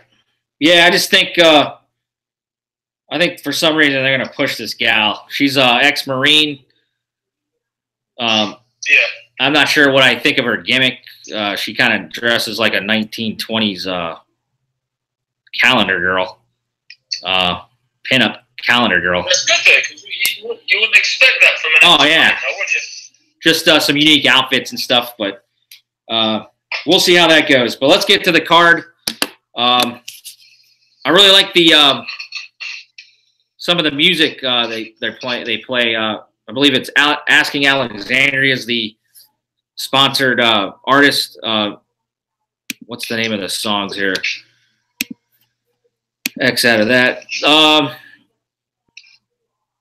Into the Fire by Asking Alexandria, and when the Lights Come On. Those are some pretty cool tunes. I just downloaded those songs, but I'm trying to be careful here on YouTube. Apparently Machine Gun Kelly and those guys didn't like my music being played here on these small packages, so I'll limit my music on here so we can keep. I wouldn't worry about pleasing Machine Gun Kelly. Oh, I know. But one of my videos got blocked on here, and I'm taking. The guy's a douche. I wouldn't worry about Yeah. that one, man. I don't even know if it was him. It was just like the label. So we have to be careful with our music selections here. I will try not to play the entire song. I think that was in my first episode. So I'm trying to get that back by taking that song off. But on to the main card. In case anybody wants to rewatch the original show one day. But as I said, it's at Wells Fargo Center this Saturday night. I believe it starts at 5 p.m. or 8 p.m. East Coast, 5 p.m. on the west side here. What time does it start over there, Ryan? GMT time? Midnight for the kickoff show, 1 a.m. for the main show. All right. So that's not too bad, but it's late over there in England. So we'll start off with the first. We're used to it, though. We're accustomed to it, really. It's not really a big deal anymore. So first match, it was. I'll go ahead. It's nice watching wrestling when you feel as if the rest of the country is asleep. Yeah. We prefer doing it this way than to if when the streets were busy and, you know, it's our way of watching wrestling. We're accustomed to it. We like it. There you go. All right, so 5 matches. We'll go through them real quick here. We'll see our results. I won't have a post show. We'll just talk about it real briefly on Rumble Sunday to see how our records went. First match was made after Velveteen Dream ended up losing to Johnny Gargano on this past episode of NXT in a pretty dang good match where Johnny Gargano survives. As you remember, Velveteen Dream was injured after that Aleister Black match from TakeOver Houston. So he was probably, I would imagine, would have been in that fatal 4-way. Instead, it was Lars Sullivan, Johnny Gargano, Aleister Black, and Adam Cole, right? Or no, Adam Cole got beat. There was another wrestler. Killian Dane.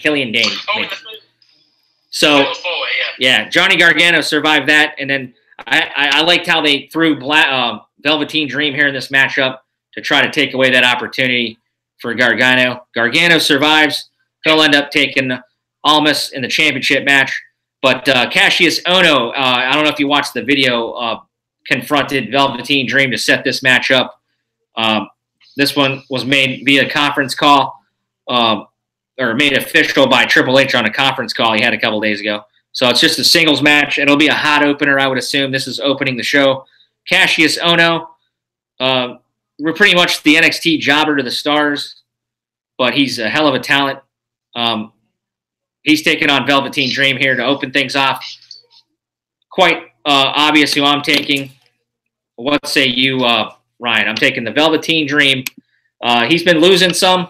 He's going to start his big ascent into the NXT upper card, and it's pretty easy for me. I'm taking Velveteen Dream. We'll put that in the mailbox. Who do you got, Ryan?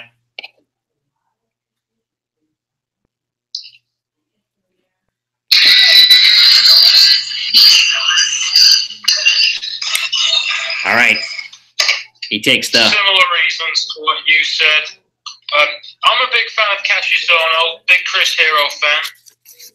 Always have been, but it's similar to what you said. It's sort of like what Kane is to an extent.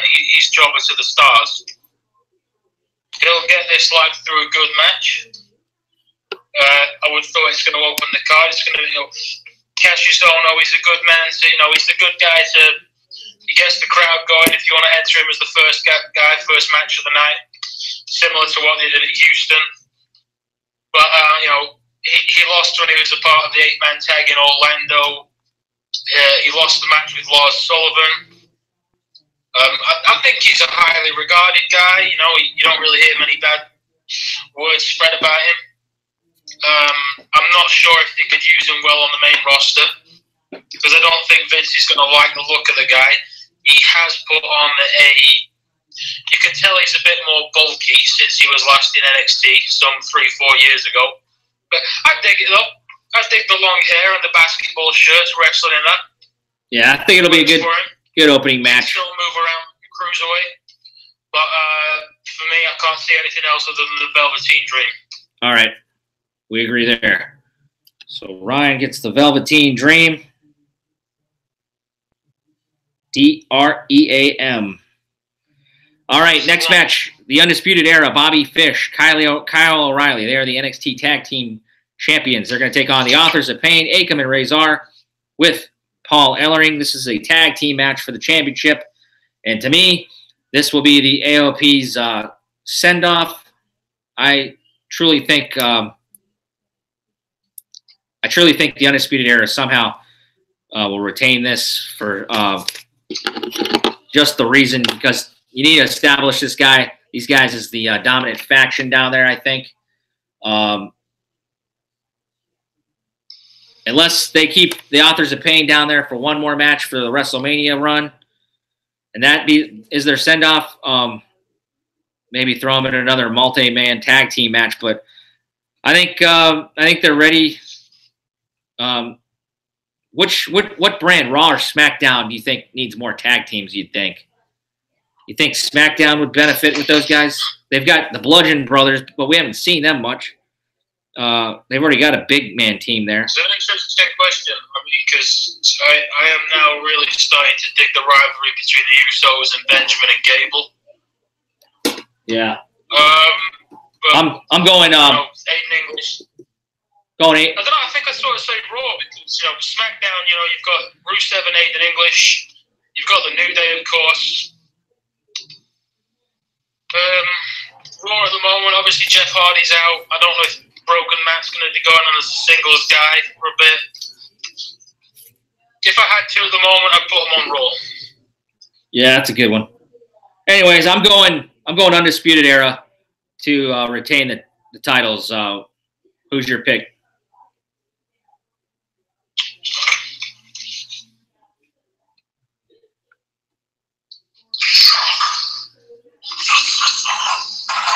All right, good tune.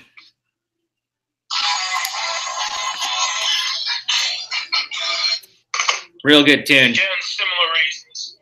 It would virtually make no sense to take the championships off Fish and O'Reilly at this point. The AOP look destined for the main roster probably the Monday or Tuesday after WrestleMania. The AOP, credit where it's due, they've improved greatly. From that scary spot which was took up TV when they powerbombed one guy's head onto the other and the X was thrown up.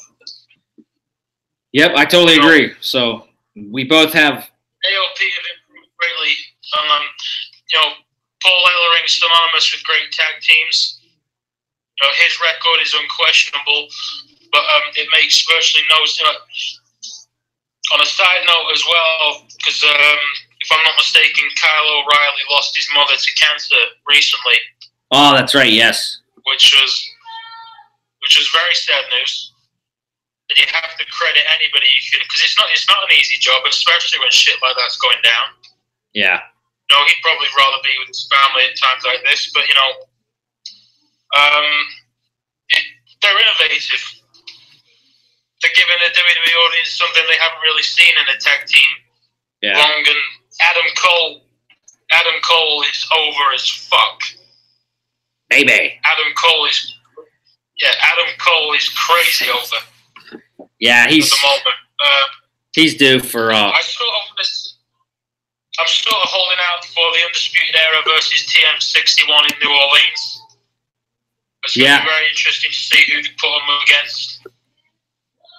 But, no, for me, it's got to be the Undisputed Era. It's got to be.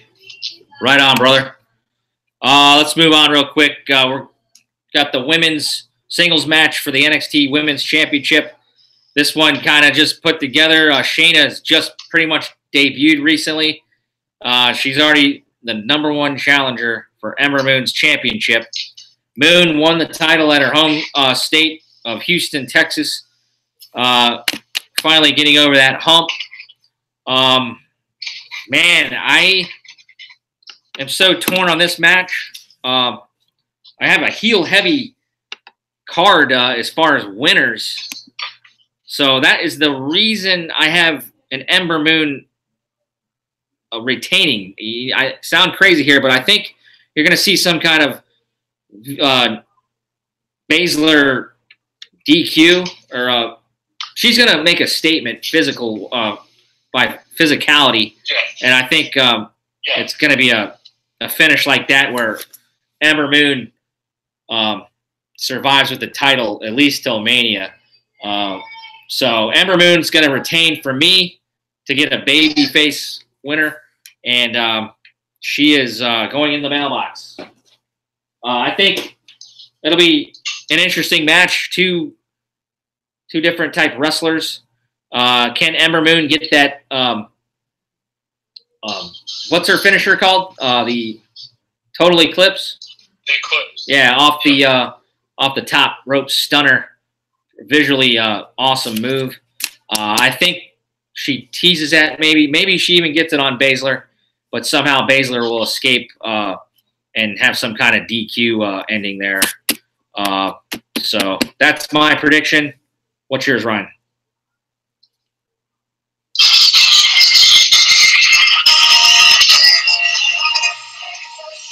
All right, he's going Ember Moon.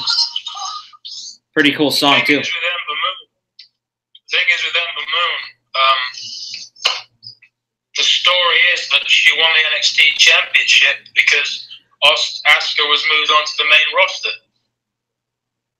Yeah. So that's why I think it was a mistake to give it to her.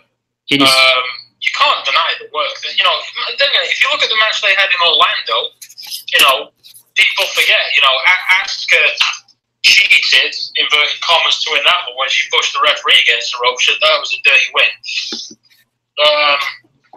The match at Brooklyn was up there with the best ever women's match in NXT, which was Sasha versus Bayley from TAKEOVER.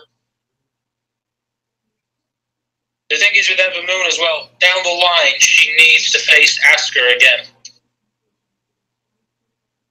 She needs to face Asuka again somewhere down the line. Otherwise, there's going to be this stigma attached to her. Yeah, they tease that. She's only champion because she was somewhat of a paper champion because Asuka stepped up, if you like. Yeah, there's no doubt they'll face off again once again sometime, because you remember when Asuka presented her the title. They're going to make Shayna Baszler look strong. Not that she needs it. She's a tough chick. Yeah. You know what I mean? So no, they'll give her a very good show. I don't think Ember's going to win as much as she's going to escape with the title, but she will walk out with the championship. All right, let's move on. We've got the Extreme Rules match where Adam Cole, baby, he's interfered a lot into Aleister Black's a lot into his business, and being it they are in Philadelphia, no other place. William Regal announced it's gonna home of ECW, and it's gonna be an Extreme Rules match. I mean, break out the cheese graters, your tables, your ladders. I don't know if they have ladders, but there's nothing to really climb for, but I'm sure there's some kendo sticks, whatever you got. I think this will be definitely a match of the night possibility. Aleister Black, I guess you could technically say, I still think, I don't know if they classify this guy undefeated, but one-on-one he has yet to lose. Somehow I don't know how this is possible for me. I've got a heel-heavy card I think Adam Cole somehow survives. I don't see this guy. He's already had a couple of losses. And I'm going to throw this name out there for you. I think you're going to see a debut of somebody. His name is Donovan Dijak. And I think he's going to come out during this match. He's an ROH guy, a big guy. I don't know what his height is. I want to say he's up there in the upper 6'7", 6'8", maybe. He's a hell of an athlete. He's out of the ROH system, and he's a hell of an independent wrestler that's finally with NXT. I believe he's been signed for a while, and I haven't heard anything. I know he's on the house loops, I think, down there in Florida. But I somehow am predicting a Donovan Dijak appearance. For some reason in this match, Aleister Black gets screwed, and Adam Cole, baby, wins the Extreme Rules match. I'm putting that in the mailbox, Ryan, as an official. Call me crazy because I'm cheering for Aleister Black, I think.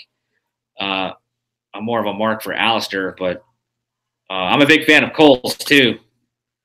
Am I crazy? What is your prediction?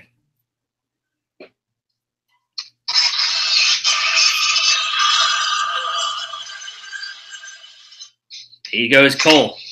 I concur. The War Games match seemed purposely designed to put Adam Cole over, which it did. You know, you got the pin at the end. You got the high spots from the crowd, from the top of the cage. The guy is crazy over in a very short amount of time. You saw the reaction he got in Brooklyn. I think along with Fish and O'Reilly, Red Dragon, they make a fantastic heel faction.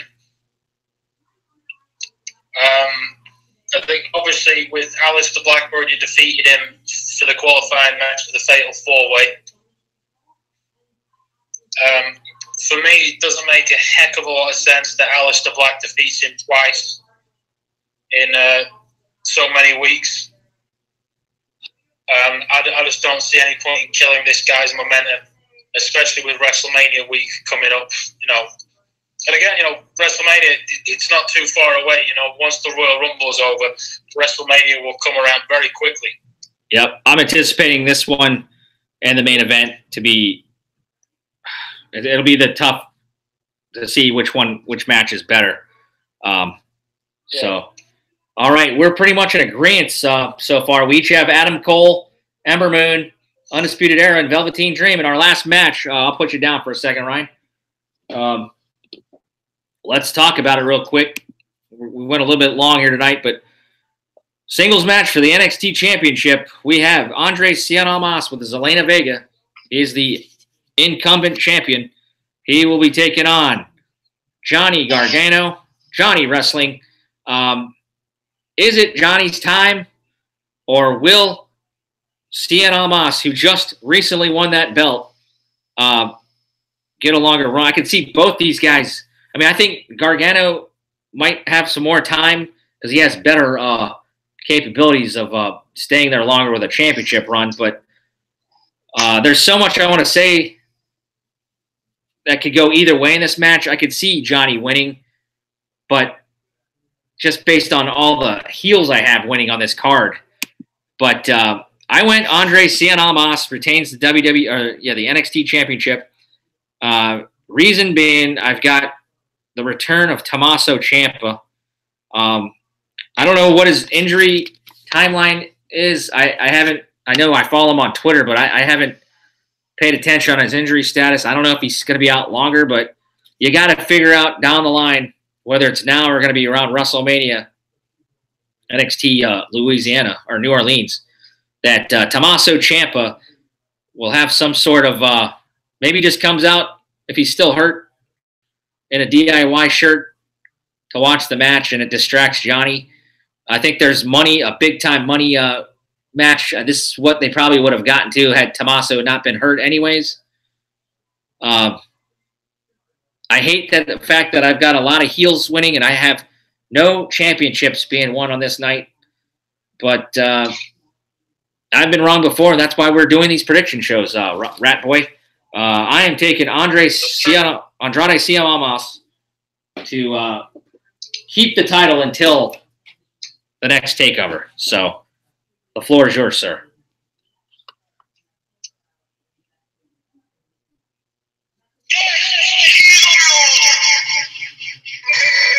All right. Ryan, we had no differences tonight. We're totally on the same page. This makes for a boring show, Ryan. No, I'm just kidding. In all four of the men's matches, if I'm not mistaken, we've gone with the heels, but there is a reason. I don't see Johnny Gargano ever winning the NXT Championship. Is that right? Okay. For me, there's a bigger story to tell with Johnny Gargano, and that would be moving him up to the main roster in sort of a Daniel Bryan situation. Yeah. Well, on the conference call, I was able to. I listened to the Triple H conference call, hyping up the Royal Rumble weekend. He usually gets with a lot of sports writers. He specifically stated that there is no more white meat babyface in all of wrestling than Johnny Gargano, and yeah, when that comes from based H, they have big plans for him, I believe, down the line, and he is a future Daniel Bryan. That guy will be hard to cheer against. But like you said, yeah, maybe he's just always so close, and he just can't get it. So I totally agree with you there, sir. For me, the payoff for Gargano won't be winning the NXT Championship. I can see him moving to the main roster fairly soon. Okay. If Ciampa doesn't come back and screw him over, I'll be very surprised. Yeah, I mean, I want them. That's definitely a match. That's definitely a match worthy of WrestleMania week in New Orleans. Yeah. You saw the match they had at the Cruiserweight Classic back in 2016. Yeah, that was one of the matches of the tournament. An instant classic, no pun intended. Andrade Cien is on the hot streak of his career. The thing is with Andrade, I'm struggling to think who he defends against in New Orleans should he win. Yeah, it's going to depend, I think, with Cole and Black. So, or they got. Yeah, you wouldn't have thought they'd do heel versus heel. Yeah. They haven't done a triple threat match at one of these takeovers for the championship in a while. Yeah, that's an interesting take there too. Now it'll be interesting to watch. A multi-man match. Me being the last multi-man match I can think of was it back at Fatal 4-Way in 2014? Was it Neville, Sami Zayn? Oh wow! Yeah, I remember that match. And yeah, it might have been. If I'm not mistaken, that's been the last multi-man match champ for the. I'm very surprised they're doing an Extreme Rules match with Aleister Black and Adam Cole. Yeah. Because NXT, you don't really associate with stipulation-heavy matches. Yeah, well, they did have the War Games. I would have preferred just a one-on-one wrestling match. But well, being Philadelphia, they had nice surprises. Yeah, being in Philadelphia, I think they had to not miss out on including that stipulation in one of the matches. But real quick, I want to selfishly see Johnny stay down just so they can squeeze out a Tommaso Ciampa Gargano match at that takeover in New Orleans. But like I said, I don't know what the timeline is for Ciampa. I never hear about it. Is he ahead of schedule or is he behind schedule? That'll all depend on whether or not we see him this Saturday night or down the line here as WrestleMania weekend gets closer. Ryan, do you have time for a quick Slam Crate unboxing? Yeah, of course. All right. I know this is going long, but if I don't unbox this soon, I don't know what I'm going to do. So, all right, those were our NXT TakeOver Philadelphia predictions. Me and Ryan are 5 for 5, basically, and even on the dark matches. If there's any matches that get added for some reason, like I said, we don't know what's up with Lars or Roddy, but we'll have to squeeze it in some other time. But we have the mailbox all set. Our picks are put away. All right, time for the 8th edition of the Slam Crate. Ryan, do you get these anymore or not get them? The only one I bought was the Alexa Bliss one. Yeah, I don't want to spoil it for anybody if you're thinking about getting one, but you can turn off the show now. But you don't mind seeing it? Did you get the Alexa Bliss one? Yeah, I've gotten them since the start. And right off the bat, let me show you this. Is this the Royal Rumble winner? It's a Roman Reigns shirt. Burn it. He's got his logo on the back. That's pretty cool. Says, what does it say? Protect the what? Protect the yard. Protect the yard. I can't even read the Do you have bottom. any matches in your house? Protect the yard. Unleash the big dog. So Do you have any matches? I didn't see him wear this shirt at all. So that's the shirt this month. No. Throw it on the floor, pour a big bottle of whiskey over it, light some matches, and burn it. You'll like this if you're a coffee drinker. I'm a coffee drinker. It is a Kurt Angle mug. Oh, it's true. It's damn true. Sorry for the noise it's making. We have got a mug. Oh, you suck. That's basically all it says. Oh, it's true. It's damn true. I don't know if you can see the light. Interesting mug. I was actually looking for a little bit more flair on that, but it'll be used. And then we got a Sasha Banks figure. I won't break it out, but it's kind of similar to the last ones they put out for the Attitude Era. We got some kind of 2018 planner book. I'll take some notes in this for the small package. And then the reason I get these boxes, Ryan, is because I like collecting the lapel pins. I think these are why I even get these things. This is a really good one. It is the new NXT Championship. That's pretty good. So that's what. Move it to the right a bit. Oh, over here. A bit more. Oh, there you go. That's nice. Yeah, Ryan's on the side here of my phone. Yeah. So that's pretty cool. That is what Almas and Gargano are fighting for. And yeah, so I don't even know what the theme was for this one. Oh, you'll like this at the bottom of the box. It says still needs more Alexa. So Damn straight it was. I don't know what the Damn straight. I guess the theme was like a boss. So basically you get like this poster. You got an interview with Bobby Roode. And the poster this year is Daniel Bryan. So will we see him in the Rumble? Will it be a yes, yes, yes, or a no, no, no from WWE? A lot of storylines to talk about. We will talk to you more on Sunday. Real quick, once again, Ryan, we got the 2 Rumble pools. We'll be drawing your ball from here. And then, like I said, from the mail satchel, I've got each individual name. You'll be picked out first. And then you'll get your number out of the thing. And then you will be put on the board back here, which has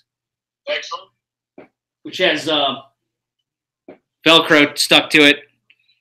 And then if you can't watch the small package on Sunday, we will post the boards up on Facebook. I will let you know what your numbers are so you know going into the Rumble if you have a shot. I'll be watching live. So last year, like I said, last year we just had a men's Rumble, obviously, and number 23 won. And that was Randy Orton. April Serafini, former independent wrestler. I think she's retired now. She's wrestled Britt Baker before, probably some other talents, but she's a real cool gal. I haven't really met her in person yet, but Nick and Brian of the NB show, I hope they join me. I don't think they have a show anymore. They're in and out, but they're really good. They're a lot better at talking than I am. But my buddy Ryan Alexander Taylor, the Rat Boy, is making me happy with this show. He has made this show a lot better. We haven't had too many viewers, but I'll put this out there for the masses to see, and I hope you really enjoyed our takes. Give us a comment, give us a like, give us a subscription. I'm officially having the Rat Boy be my partner in crime over there. As long as he always wants to join me, he is my partner. Too sweet me, Ryan. Let's get Ryan on there. Anything you want to say, Ryan, to the masses before we call it a night here for episode 15.5? It's a great week to be a wrestling fan. TakeOver on Saturday. Royal Rumble on Sunday. Royal Rumble is always an exciting one. If anybody's doing any drinking games out there, let us know what they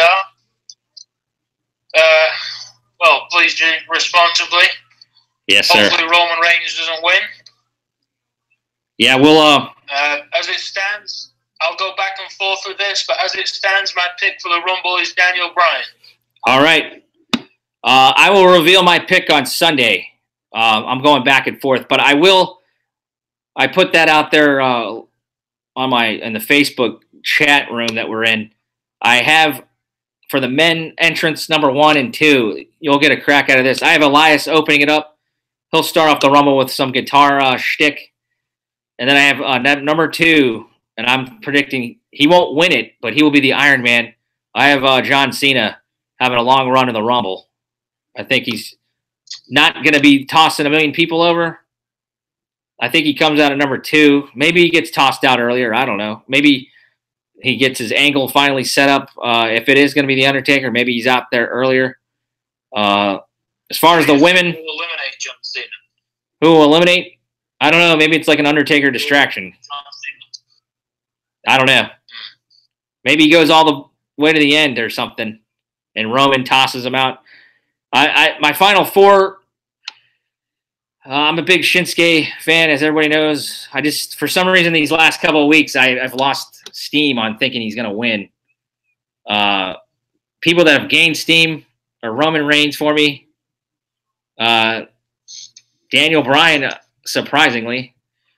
Don't ask me why, but I think Jason Jordan is probably in the mix for a final, maybe final 6 or something. I think him and Seth Rollins eventually take each other out.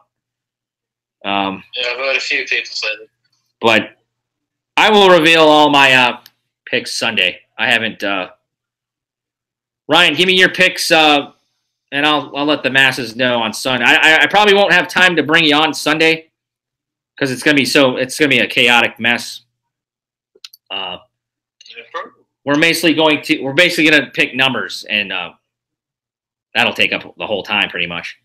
So we'll just talk to Nick and Brian real quick, and then my special guest picker, we're scheduled to have Paul Bearer back from the how is he here, guys? We will explain that later, but that is our planned guest. Card subject to change, asterisk. I hope we can make it entertaining for you. That's all I can say. So any last words, Ryan, before we shut her down? We've just about hit the 2-hour mark. Holy smokes. Will anybody watch this? I've enjoyed it. I don't care if anybody does watch it, to be honest. Yeah. Well, we're a minute towards 4 a.m. in England. Yeah. You got to go to work? When do you get up to go to work? The person is still awake. What? Yeah. Say again? When do you work? Work tomorrow? Ooh. I've got to be up in about 6 hours. Okay, yeah, you're a night worker, right? So that explains why the man, I am tomorrow, yeah. the myth, the legend, the Blackpool's other favorite son. That's your moniker for me. Besides William Regal, the Rat Boy, and his Alexa Bliss gloves. Thanks, Ryan, for joining me. Always a pleasure, sir. Cannot wait to see you in New Orleans. We will. Hey, if TakeOver is really that good, maybe I will. I'll FaceTime you or something. We'll decide if we want to put out a show. If you could let me know when access tickets go on sale. All right, I'll try to find that out now. After we get off the air. Yeah, whenever you find out, if you could let us know when access tickets go on sale. Right on, brother. All right. Well, too sweet, yes, sir. And we'll see you on Sunday. We'll talk to you on Saturday night. And have a good one over there, buddy. Take care. All right, buddy. Whoop, I cut him off there. All right. All right, guys. That's pretty much going to do it. The show went a lot longer than I thought, but I really had a good time. I hope you did too. Once again, big Rumble show. A small package, episode 16, will be Sunday at 3 p.m. Eastern, 12 Pacific. We select your Royal Rumble numbers. For now, enjoy NXT TakeOver Philadelphia. It's going to be a spectacular card, and we can't wait to talk about it. Jimmy Milstead, the Mailman, signing off for the small package, episode 15.5. Thanks for joining me. It's going to be a happening. Take care and good night.